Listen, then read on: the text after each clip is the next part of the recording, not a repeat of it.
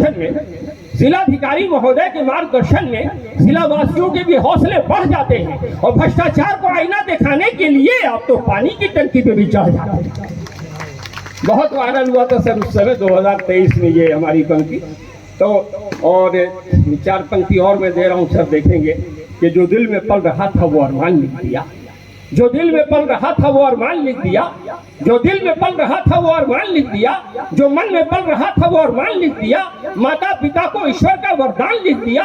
और लोगों ने जब कहा कोई मशहूर शेर लिखो, हमने कलम उठा के हिंदुस्तान लिख दिया।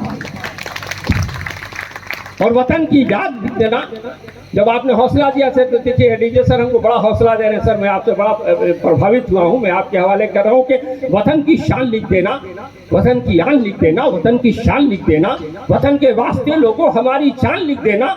न लिखना हिंदू मुस्लिम, बस मुझे इंसान लिख देना। और ये लिखने वालों तुमसे बस इतनी गुजारिश है, कभी लिखना मुझे तो सिर्फ हिंदुस्तान लिख देना। और आज से बैंक के रूप में भी जाना जाता हूँ। 4 पंक्तियाँ देखिएगा। हमारे यहाँ अतिथि देवो भव का भाव है और हम लोग उसको फॉलो भी करते हैं।